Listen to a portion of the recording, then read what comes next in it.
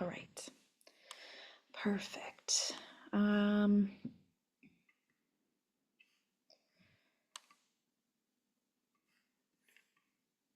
all right.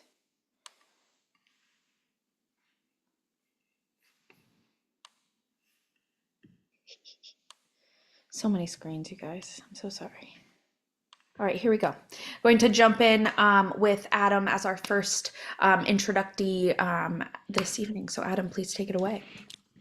Hi, so my name is Adam Malone. I have a Duchenne muscular dystrophy. I'm from Jackson, Mississippi, and I am a travel advisor specializing in accessible travel with Adventures by Jamie. And I also run a disability podcast where I interview people with disabilities. It's called the Handicapable Podcast. And if you going from the left to the right, so on the far left is me at Niagara Falls actually 2 weeks ago, and ignore my eyes being closed. It was so cold and my allergies were acting up that I just couldn't see at all.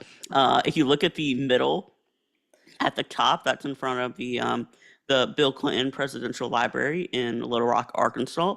Directly underneath that is at a hotel called the Gaylord National Harbor Resort in Washington D.C. And then to the far right is at the top of a railroad in Chattanooga, Tennessee, that goes up Lookout Mountain, and you can see several states from the top. That is awesome. Thank you so much, Adam. All right. Colin, would you like Hi, to take it? everybody. Colin Worth. I'm a 30-year-old living with Duchenne and traveled extensively around the world here. You see, thought I would put a funny photo in the top left. I'm so famous they decided to add me to Mount Rushmore. The photo in the middle is in Italy this past summer in Rome in the Colosseum. The one on the right is in St. Andrews, Scotland. And bottom left is Japan with my sister. Yeah, and that's with my whole family there in Italy. And in the bottom middle, that's in New Zealand and in Milford Sound. And in the bottom right, I wanted to show an example of one of the lifts they have to get you on the train. This was also in Italy last summer. So yeah, excited to be here and share some yeah, my tips. Awesome. Thank you so much, Colin. On to Destiny. Oh, hello. I'm Destiny. I'm 18, recently 18. Um, Although I'm young, I've traveled a lot in the short 18 years I've lived. Um, I have spinal muscular atrophy type 2. Um, so my typical destination is Disney. I'm a Disney lover. I wish I could say that I've traveled a bunch of countries, but the only countries I've traveled to are the 12 in Epcot. Um, So as you can see on the photo on the left, that was my recent trip in October to Disney. And then in the middle, I recently started going on road trips to an accessible water park in Pennsylvania with my friend Abby, who has the same disease as me. You can see me in the water wheelchair. And then on the right, you can see me in the plane seat. That's a JetBlue plane. And yeah, you can see I'm also wearing very comfortable clothing with my neck pillow, which is are essentials for me on a plane. And yeah, I'm looking forward to traveling more. I'll be going to California in June. And oh, and I've been on a cruise before. So Awesome. yeah. That's so great. I see your Disney sweatshirt too, making a feature Yes. here. Yes. All right. And Eloise. Hello, everyone. I'm Eloise. I have spinal muscular atrophy type 2. I live in New York City, and I've been traveling pretty much my whole life. These pictures are from a recent trip to Japan that I took this summer. So on starting from the left is me in Kyoto, and then the picture in the middle is also me in Kyoto at like a famous shrine, and then that's also from Kyoto. That's me and my mom at a temple. And then on the bottom, that's Hakone, Japan, which is like in the mountains, and that's my parents' friend that showed us around Japan. She's awesome. And then that's me in the bamboo forest, and I've been to like 17 countries. I've been to Ecuador, all over Europe, to Ireland, Scotland. Yeah, my family loves to travel, and we've been traveling since I was really little. Um, we were gonna go to Brazil this summer, but we're actually gonna stay in America and not do that. But I hope to travel to a lot more places in the future. Awesome. These are beautiful places. I love that bamboo forest. All right. Excited about hearing more about your experiences and these kind of trips that you've been on, and the best ways that you guys have kind of figured out how to do so in your experiences and those that you've done. And this can be in any order in which you guys want to answer, but this is also a time for anyone to ask any questions. What is your preferred method of travel?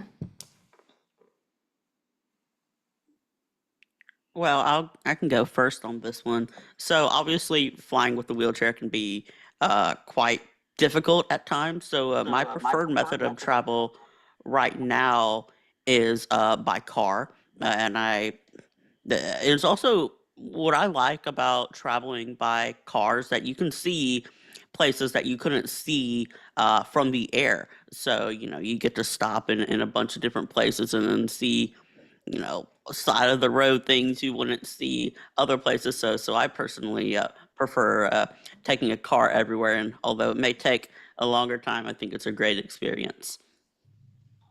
Absolutely. I prefer traveling by plane. Yes, it is so nerve-wracking.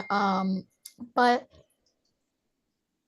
um, I like getting there quicker, and I get super car sick. So even though I do road trips, I still prefer to get there quicker because I like the destination more than the traveling part of it. Understood. Totally.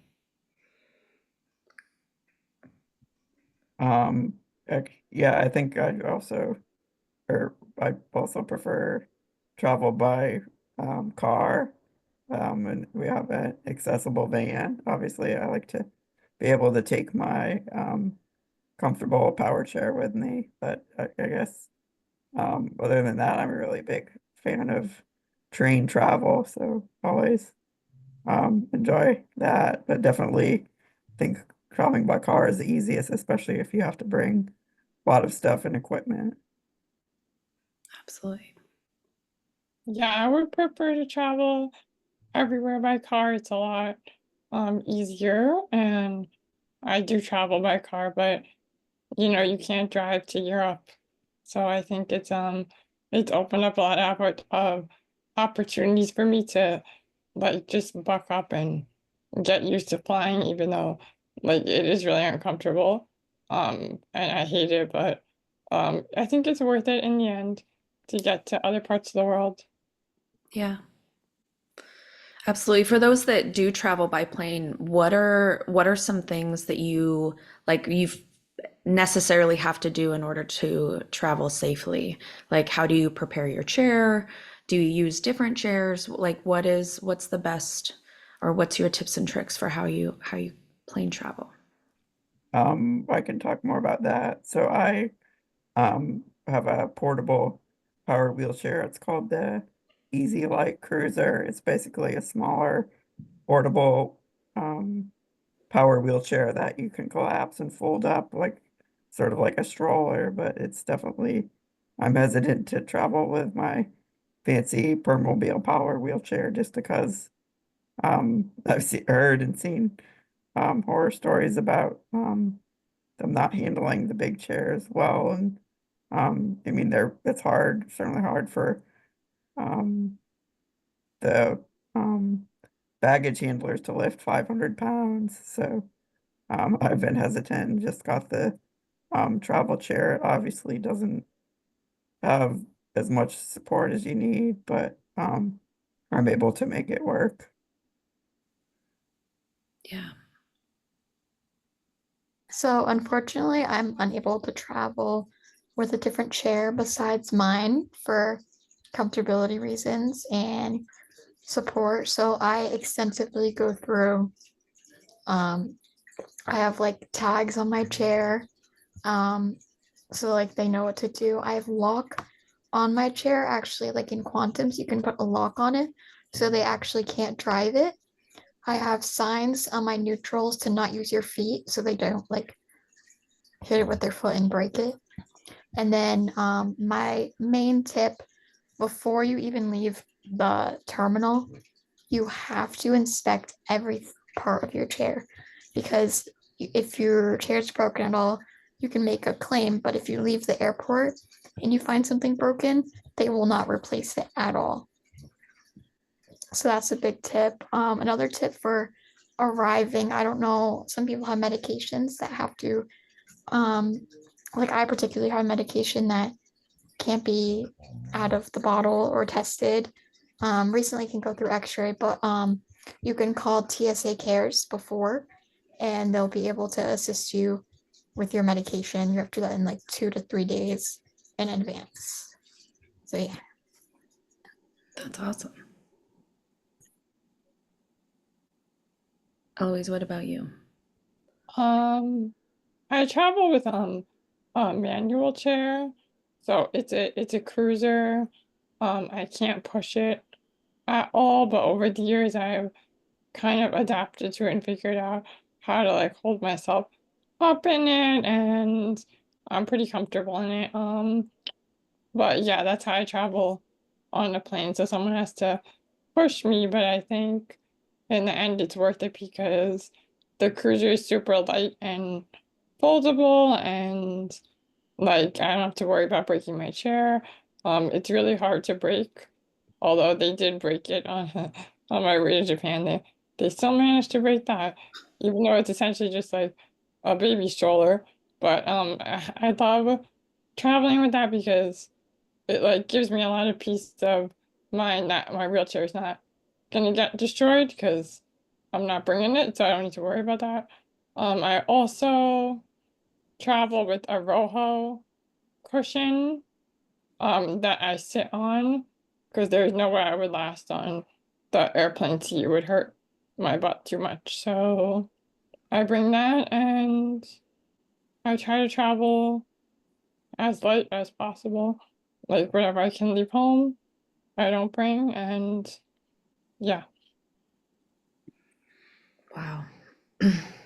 Lots of steps, but like you said, definitely necessary when doing those big travel stints. What are some things that you do to kind of make the ease of travel like on the plane or even by car? How do you make yourself comfortable in your seat, in your chair for those long stints of travel?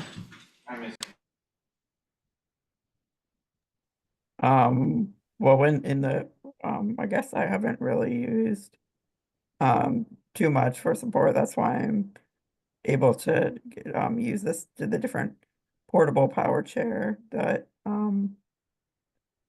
like when I'm traveling in our accessible van, just try to make sure I have enough room to recline in the back of the van. So um yeah, because obviously I get stiff from sitting in one position for a long time. So um that's really all I do. I haven't gotten to the point where I bring the cushion onto the plane yet, as of yet, but um, yeah, so nothing really too special for me, but or I do as far as things I take for, I mean, getting off topic of it here, but things I take for usually take pillows when I can, put them in the back of the car because I need a lot of support. Or I also got recently a bed wedge, so I'm not lying flat. But yeah, and then I have all my regular equipment I travel with, a BiPAP machine, and um yeah, don't forget your charger. That's the most important thing.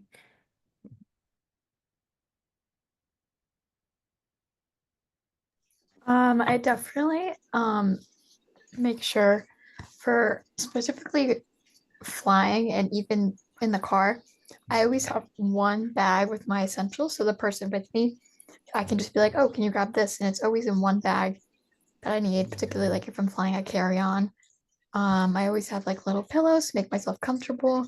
And this is like a plane thing in general. I don't know if it's just me, but I don't trust the little TVs on the plane because not always do they work. So I always make sure I have my movie downloaded to distract myself. I have my neck pillow for support. And I know some people do this. I particularly haven't, but some people bring their chair cushion on planes to use that as a seat instead. So it's more comfortable. Um, oh, and something I didn't mention last time, never check your medical equipment under the plane. Always bring a carry-on and they'll allow you to bring it for without extra charge because it's medical equipment.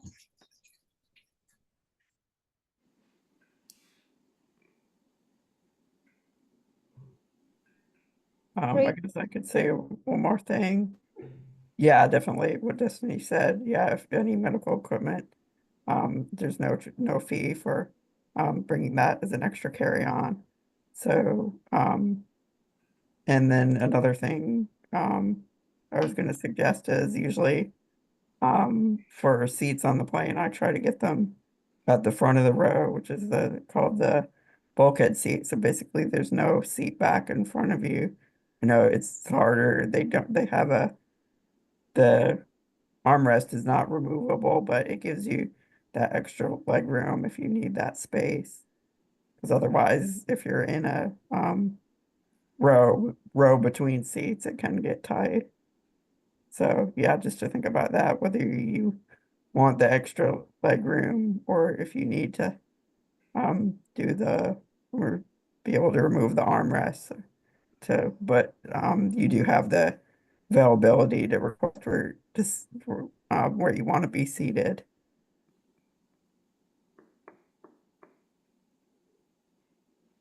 Yeah, I would definitely say the biggest difference for me has been sitting on the rojo cushion because that doesn't hurt me and I can sit like that for a really long time.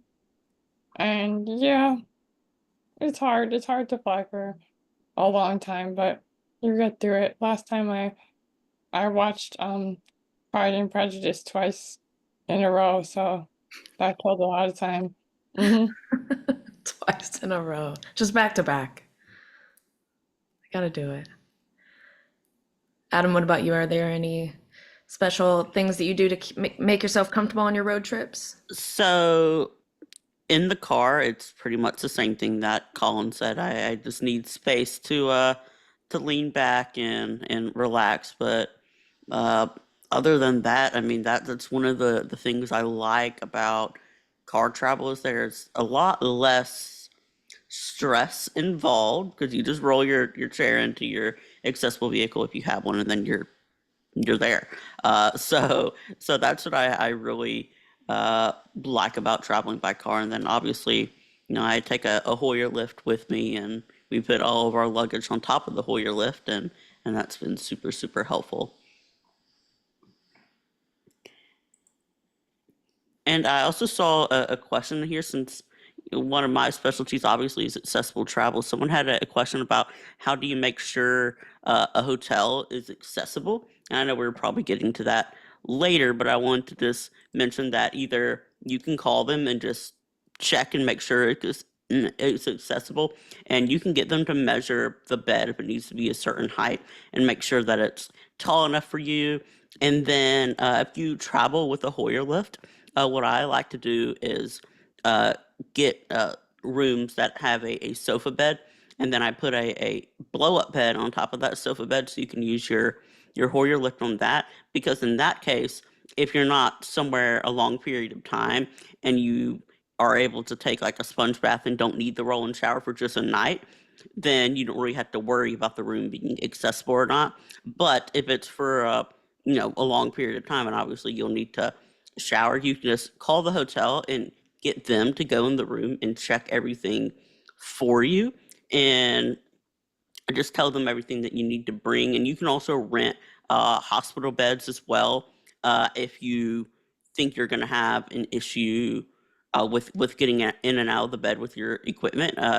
Travel agencies like the one I work for, Adventures by Jamie, can help you get those rented, or you can find those things yourself. But finding hospital beds to rent, I think, is super, super helpful when you're traveling, because that way you don't always have to worry about uh, the accessibility of the room. Yeah. I'm sure when traveling, there's a lot of, kind of calling ahead and making sure, certain things are going to, fit your needs and things like that. So, if you, I mean, talking a little bit about, the kinds of things when you arrive to your destination, how do you navigate? And, like, how do you, what's your first steps in making sure that a destination is accessible enough, and things like that? What would be your first steps there? So for me, what I usually do is way before I go on the trip, I'll do a lot of research and basically see, are there accessible taxi companies, or is there accessible Uber? I usually will call restaurants and make sure that those are fully accessible. And if they aren't, see if they can maybe make some accommodations for you. So you don't want to get to the destination and then realize something won't work. It's always good to call just about everywhere you want to go beforehand to make sure that everything is going to work, so you don't get yourself in a difficult situation. But the what I do when I get to like a hotel is, before I even give them my card or whatever, I ask to see the room. That way you can make sure they've given you the right thing, so you don't pay and then get in there and realize, oh wait, this is wrong, and then they have nothing available. It's always good to check and make sure that your room is going to work, so you can start making other accommodations if for some reason the hotel has messed up your reservation, which is not often.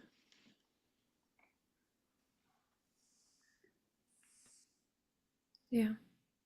Yeah, I think it's definitely important to do research, and I think also one of the things to emphasize is, if you do run into issues, don't try not to get too worked up about it, and try to make lemonade out of, if life gives you lemons, make lemonade. So yeah, definitely sometimes if there's certain things you can't do, you end up doing something you didn't expect, but well, you sometimes um there's cases where you get to see things that you wouldn't expect you would see. So yeah, don't always let issues ruin your trip too. But I think definitely it's been helpful. Yeah, I think hotels is probably one of the biggest issues. You're always nervous until you walk in the room and see if it's what you need. And that was one thing for my Italy trip. We used um a travel company called Wheel of the World, and basically they helped to arrange our hotels and make sure that they were giving us the accessible rooms, and everything ended up working out fine with that. So yeah, definitely you can use travel companies to assist you in as much or as little as you want. So I mean, some can arrange all-inclusive trips for you, or you can just use them to help book hotels and get a few tours. So in Italy, we also did a few private tours, was arranged by another travel company. And if you don't know the language, you pretty much have to.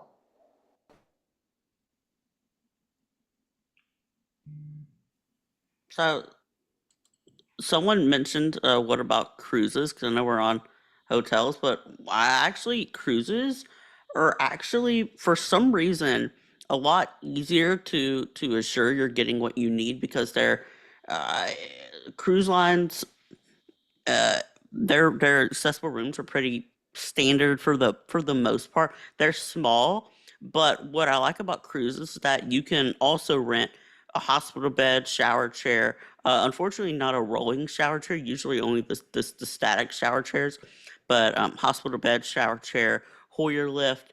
All of that kind of stuff can be put into your stateroom on a cruise. So actually, that's probably one of the best ways if you really want to get out and go to a foreign country. You don't want to worry about flying and all of that. That's a really good way to travel. And you can also get equipment rented and brought to your room and all of that. So cruises are a great way to travel and they take away a whole lot of stress. But basically, if you want to get an accessible room, you'll just call them up and explain what you need, and then they'll look and tell you what they have, and then you just go from there. But they are obviously much bigger for your wheelchair, so the doorways are bigger, and you can roll around in them, and there's a whole lot of space. You just have to book far in advance because they're gone like immediately. Oh, yes, definitely. Usually, what I recommend is booking at least 6 months in advance if you really want to make sure that they're going to have everything you need when you go on your cruise. And that's the same really with any trip. You really want to book at least 6 months in advance. Yeah, even though I've only been on one cruise, I actually prefer cruises over like land travel per se because cruises I feel like are more like guaranteed to be accessible because it's like one ship, you know mostly everything's going to be accessible. You know what you're getting into with your stateroom.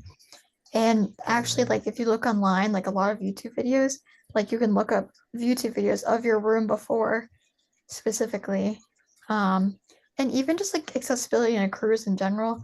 I've only been on a Disney cruise, but like the staff was super friendly, super accepting. Like even like my dinner, I couldn't cut it and they cut it for me. Like it was truly like a great experience. And for me personally, I felt my most freedom on a cruise rather than on land. The one caveat is that you have to look at what the different ports are because some tender in and they won't necessarily transfer you from the ship onto a tender. So if it's not a deep sea port, you might be stuck on the ship during those stops. I see.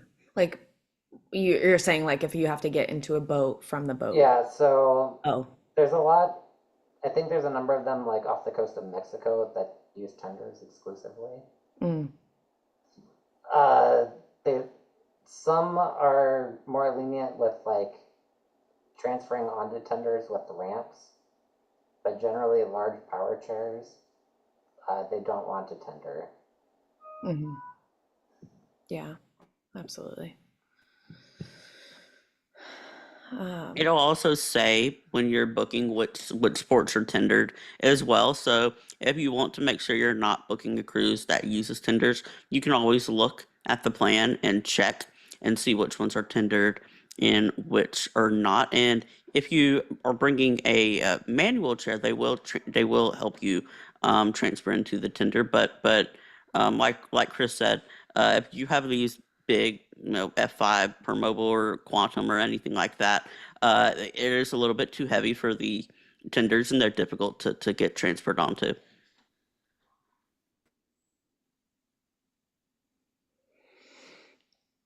Um, I think that's a good actually segue into my next question about just overall local transportation. So when arriving places, how do you kind of book those things in advance? Do you rent a car?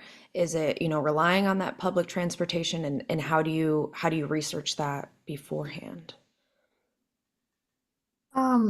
In traveling within like the United States, typically we tend to use Mobility Works to rent a van because we actually bought our van from there. And if we're not renting a van, we go to Disney a lot and they have transportation on property that is free and they're 100% accessible, which is nice. But to get there, bless you, to get there, we use like the big like buses. They're like huge. I forgot what they're called. But Those like are probably the Mears buses. yeah, the Mears buses, like the huge, those buses actually are pretty accessible and I like using them.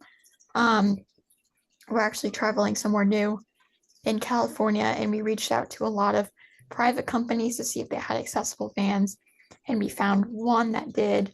So we're booking through them and they are like a kind of like Uber, but not really Uber. So I can actually get back to you and let you know how that experience goes. But for right now, they seem great and they're super accommodating. So I'm hoping that goes well.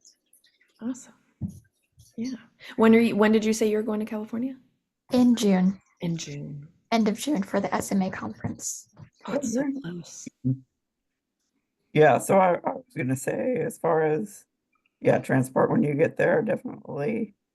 I think in Europe and Japan, definitely their mass transit systems are a lot better. There are some good places, a few good places in the US, like Washington, DC. Usually the metro is good as long as the elevators are working.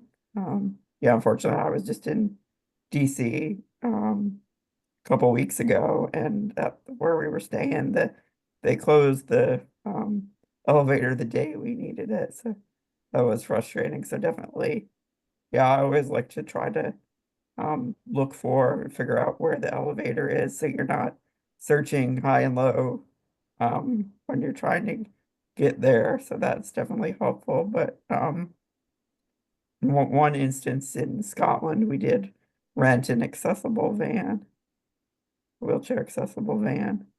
But for the most part, usually you can. Well, in Italy, we also used yeah, an accessible van. Um, um, yeah, I'd done research in advance and found this one person, and he ended up actually driving us multiple times in Rome, so we kind of made a friend there. So yeah, but usually for the most part, obviously you do your research in advance, but every place has the wheelchair accessible buses. They have them in Rome. They have them they're accessible in Scotland too. And yeah, most of the US, some metro systems are more accessible than others. Yeah, so it just helps to research what the public transportation is like. Barcelona is particularly noted as one of the places with a high number of accessible subway stations. And yeah, I think pretty much everyone in Washington, DC is accessible. Yeah, I wanted to add that definitely do your research. That's going to be your best friend when you're traveling. And I also saw a question that I didn't see about hotels that are accessible. I kind of have a list that I do. So, great hotels are the Home Two Suites by Hilton, the Courtyard by Marriott, Residence Inn, Marriott, uh, Homewood Suites by Hilton, Embassy Suites by Hilton, and there's also a hotel brand or hotel called the Hyatt Place, and those are a hit and miss. Sometimes those are good, but the ones that I mentioned are usually very, very good. Yeah, and I'll add to that Marriott's process for getting accessible rooms is particularly difficult because when you book, you check off, I want an accessible room. And I've had countless issues where it says, oh, this room is not guaranteed. But with Hilton, you can actually pick the accessible room directly. And then you're pretty much, for the most part, guaranteed that if it says roll-in shower, you get the specific roll-in shower room. While with Marriott, I think it helps to, you have to be more proactive and like call and make sure they've got that on the reservation. Yeah, and also if you work with agencies where you're like what I work for, obviously, we can make sure that you're getting what you need because we can specifically book no matter what brand it is, book that roll and shower room and stuff like that. Because through the consumer portal, you're right. When you're booking your room, it doesn't let you pick. You can only check that checkbox saying I request an accessible room, but they can never guarantee it. So the best thing to do is either go to a third party site like Expedia and book that way and make sure you're picking it at least for Marriott. Uh, or you can work with an agency, but then like you said, Hilton is great because you can pick exactly what room you need.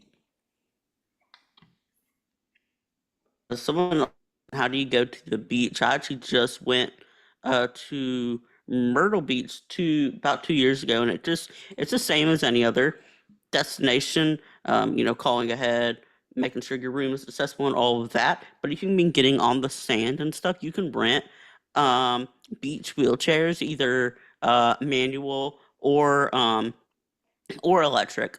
And basically, most beach communities areas will at least have a manual um, beach wheelchair. It's kind of hit or miss to get the fully electric ones, but basically you'll find whatever company is in the area that'll do it. You'll make a reservation or whatever, and then they'll bring it to you. Swimming, well, that's also hit or miss. You obviously have to make sure that they have a lift that can put you in and out of the pool. But you need to also make sure their lift is working because there are occasions where they are not being proactive and checking their lifts, and then you'll get there and it be broken. So make sure you call if you know you're going to want to go swimming. Make sure you call at least 2 weeks for them to check. So if something happens to be messed up, they can fix it before you get there. And then also a better way of getting into the lift. If you bring a Hoyer lift, that's the best way to get onto that pool lift. But if you don't, then obviously you'll just have to use your typical method of transferring if you aren't able to, if you don't have a Hoyer lift with you. It's fine. But if These you're talking about swimming at like a actual beach, some handicapped areas actually have people beach that are rooms. talking about their experiences. Okay. Um, And then a few areas, they have beach mats which lead to chairs you can transfer to that go directly into the water. Or one of the rented beach chairs that has the big inflatable tires, they just push it directly in the water. And those like semi-float near the surface, then you just float in and out of the chair and then get dragged back onto the beach. Do that in an area where there's not a lot of waves. Smart. We had taken someone to the beach, and we had also utilized the perfect lift in the water as well. Those had worked really well in terms of riding the waves a little bit. If you have a transfer sling they use for the like airport, that also works well. Just generally transferring in and out of places. Yeah. As long as you have the manpower. Yeah, I was going to mention that the perfect lift, so you can do manual. I think 2 people can do it, lift you manually. So like if you're getting on the plane, that would be useful. If you can't, I can still stand briefly. I could stand to pivot, so I can bear weight. But if you can't, the perfect lift helps too. Yeah, and I also want to mention that and it's kind of maybe embarrassing to talk about, but it just depends on how much the people can lift. Because if you are a bit heavier, 2 people, sometimes it's a bit difficult, only because sometimes your head will kind of go back like that if you don't have someone to be able to hold you up from behind as well.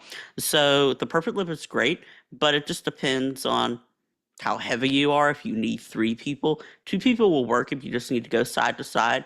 But if you need to walk, if they need to walk, it is always good to just double check before you go somewhere with 2 people and see if that works, and then do the 3-person route if that happens to be something you have to do. Absolutely. No, that's a good point.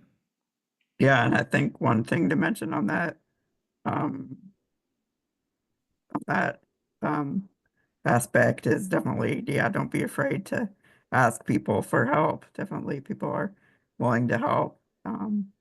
Yeah, especially I think I remember we were in Paris and the metro was very inaccessible and some random person actually helped carry me in my wheelchair up the stairs, like saw us struggling and helped. So people are definitely willing to help and don't be afraid. Um, I got lifted into a limoncello store.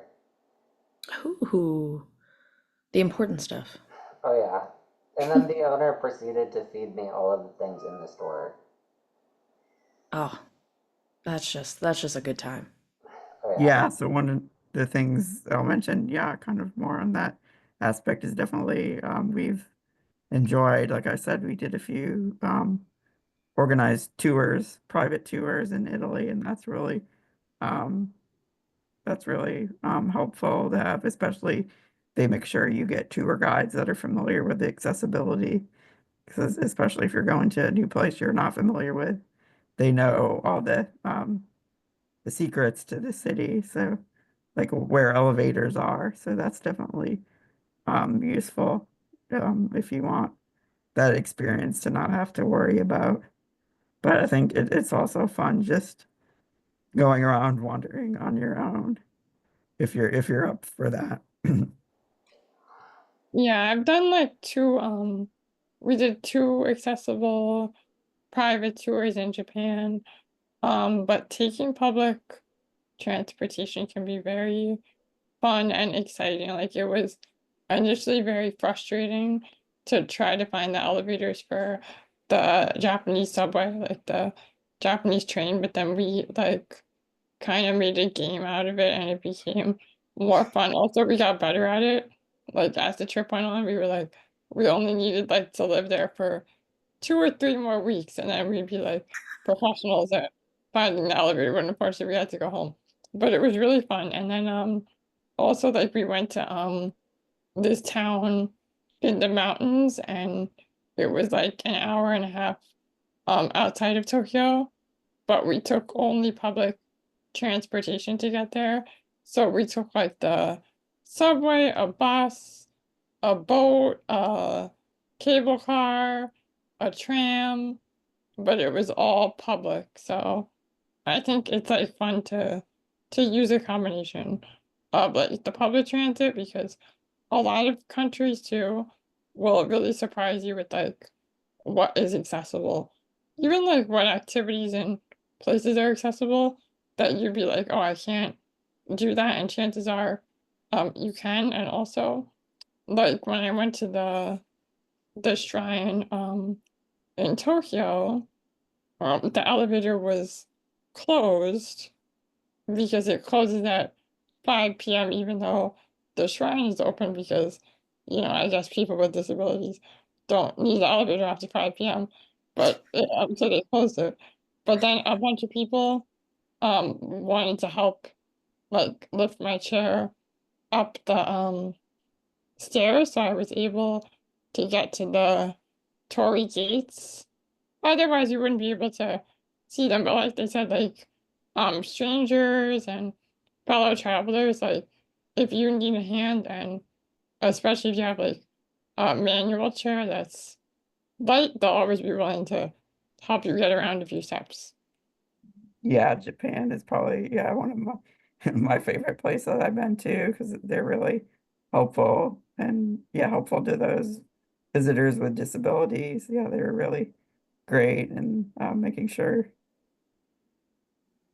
things go well for you. So, and it's definitely interesting, all the different culture, and also it's pretty quite accessible because it's such a modern country, and then there are a lot of elderly people in Japan, so we're trying to make it inclusive for them. But yeah, it's probably one of the best places if you want. People are just really um, polite and nice and helpful. Yeah, cultural differences too are really interesting because when I went to Istanbul, it was very crazy. Like I could not, if my chair was even if we were wheeling it, like even near steps, strangers would just like grab it and try to carry it up the steps, and we'd be like, no, no, no, we're not going that way. Please let go of the chair. But they were just so eager to help. And I've never experienced that before. So it's like, I think, yeah, people will definitely want to help you, and they're happy that you came to visit, and everyone's really nice. Mhm. Something not mentioned yet, but make sure that you have the right adapters and converters for whatever country you're going to. And then be very careful when plugging them in. Yeah, that's an excellent point. And yeah, something I was going to mention too. But yeah, if you travel internationally, especially um, to Europe, they have there's different voltages. So when you might need so like for my portable power chair, that the charger works on different voltages, but some of them, make sure if you're bringing a different power chair, not always the charger doesn't always have work on all voltages, so you don't want to get there and then short out your charger. Make sure if you need to buy a different one, or you can buy a power converter like in Italy, I bought one. That's like a transformer that basically so in Europe the voltage is 240, and here in the US it's 120, so it basically cuts it in half. So yeah, be aware of that. And also the plugs are different shapes. So if your charger works with both voltages, all you need is an adapter to fit the shape of the outlet. And those you can easily buy on Amazon. And if it doesn't, you get a lot of bad smelling smoke. Oh, yeah. Let's not set fires on our trips. I feel like we can avoid that It's one. happened.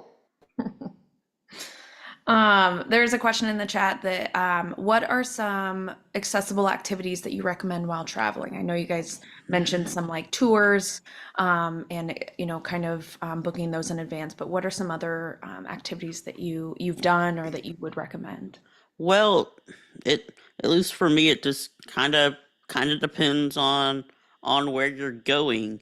If it's a big city, sometimes you'll be able to find like accessible bus tours where you can explore the city without having to leave a spot. There's a company called Old Town Trolley that has locations in several different cities, at least in the United States, that are accessible, and I've used them twice in two different cities in Savannah, Georgia, and San Antonio, Texas. And they're a great company to utilize if you want to do like bus tours, but they're only I'd have to look at their site again, but they're only in, I believe, 6 different cities in America. But there are also other brands that'll do accessible tours as well. But it really just depends on where you're going. If it's tropical, sometimes you can do like accessible boat tours. You obviously just have to check and make sure they're accessible, but it really just depends. There isn't one general answer. It just really depends on where you're going. Yeah, I think to add to that, yeah, it really depends. I mean, there's pretty much I think Eloise said there's number of things you can do that you wouldn't imagine you can do, particularly, yeah, even there's accessible hot air balloon tours, things like that.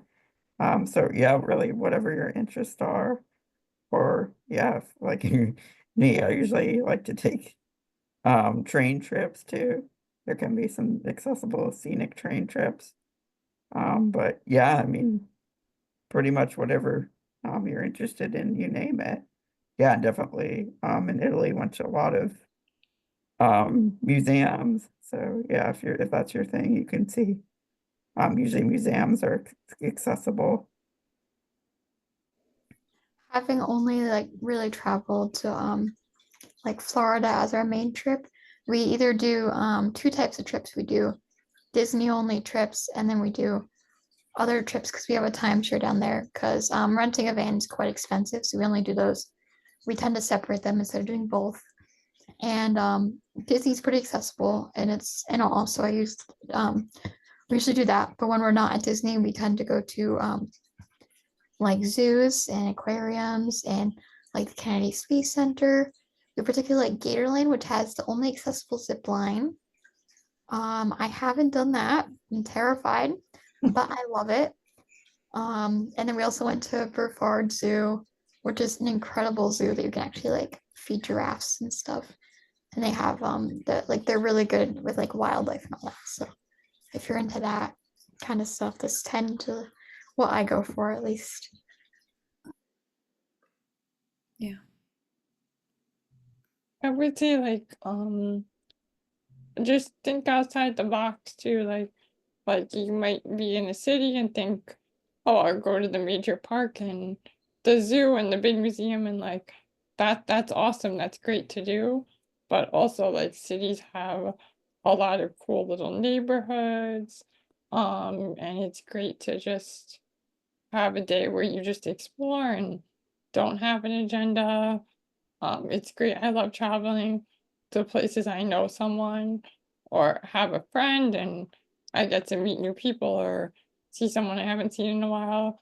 It's also, I think, like, yeah, what do you like? Like everybody said, if you like museums, if you like nature, like there's something for everyone wherever you go. And also, think about like distance, like and think about what's in the like vicinity, like the hour to 2 hour vicinity, and if there's a site that's not right in the city, but you think it's really important to you to see, then like do some research on how to make it work and is it worth it for a day trip? How much time in the car are you willing to spend for a day trip? So that's all stuff, like logistical stuff you have to think about and talk to with the other people who are traveling with you. And it's like, it can be a lot of work, but it's worth it.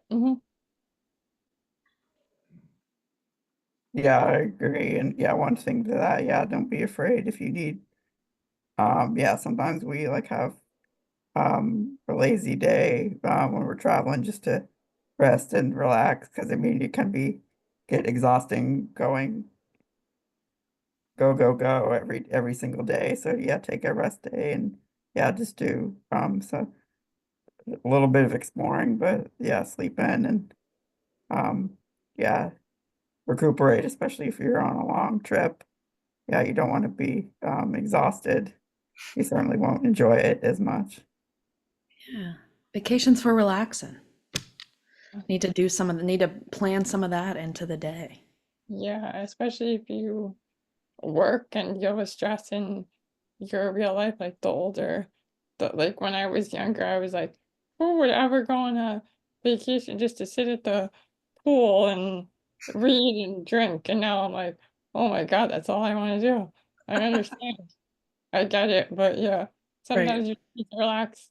And those types of vacations are valid too. Like, you just need a break from your scenery. Every trip is different. And yeah, I think also like you'd be really surprised like the things you remember as like the most magical moments that stick in your head, they're not always like the top 5 tourist destination. Sometimes the most magical places are like really what you don't expect.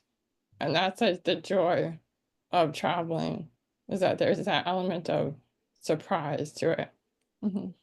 Yeah. Yeah, you always have things you go back, you can laugh about, or sometimes you did or did have, or always, I think there's likely that something goes wrong. So yeah, just not to make a laugh out of it.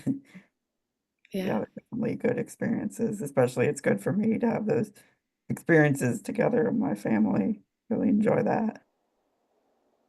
And Megan, can I ask the awkward question that people probably don't like to answer, but with long international flights, how do you deal with bathrooms?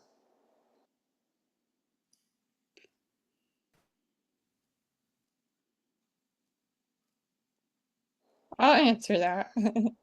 So, I have a suprapubic catheter, so I can just empty it like in my seat in like a little commode and no one knows what I'm doing. So it's great, but yeah, if you're a boy, you can use that, or that's how I do it. Mhm. Yeah, or you can bring a urinal with you. The only thing with that is you just have to find good ways of covering yourself up while you're using it. I know some people will get a blanket and kind of cover their row up. I know that's not the best idea, but if you can't deal with catheters, if that's something that you can't do, which I know a lot of people can't, that's really the only other way to do that, and it can be embarrassing and awkward, but if you just don't really bring attention to yourself, then it's no one will even know what you're doing. Yeah, that's what I usually do. Just use a blanket and a urinal. Also, It's like not the very, airplane is very, sorry. yeah, the airplane is very dehydrating. Like you'd be surprised. You think like, oh, I'm on the plane for 10 hours. I'm gonna have to pee 4 times, but it sucks all the water out of you. So you'd be surprised. You'd actually be good on the plane. Yeah, even though I do short plans and I'm only doing like a 6 hour flight in June, I tend to limit my liquid intake and even my food intake the day before, in the morning of, to try to decrease the amount of times I have to use the bathroom. Yeah. Yeah, and definitely be careful you don't, yeah, try not to dehydrate yourself too much because I mean, obviously you don't, um, yeah, want to risk your health. So yeah, do it as much as you're comfortable. But yeah, obviously it's hard to go to the bathroom. Yeah. No, that's definitely a good point. All in the preparation. There's obviously lots of things that go into preparing for travel, and having you guys speak on your perspectives today has been really, really awesome, and learning some things about what to do when traveling, and how you guys have done it. It's been really cool to hear your perspectives. So I really appreciate you guys sharing and being willing to share, and for our participants for asking all the questions and for being involved. Really appreciate everyone's time tonight. We are going to be doing some more events here coming up, but thank you again to our panelists. I do want to do one last shameless plug for our virtual camp. Today is the last day to register. So if you have not registered, please do. We have so many fun things planned. We've got lots of like gaming events. We've got trivia. We've got things that you won't want to miss. So please, please, please join us. And that application is on our website. So if you need to get there, it is just under the camp page. So please sign up.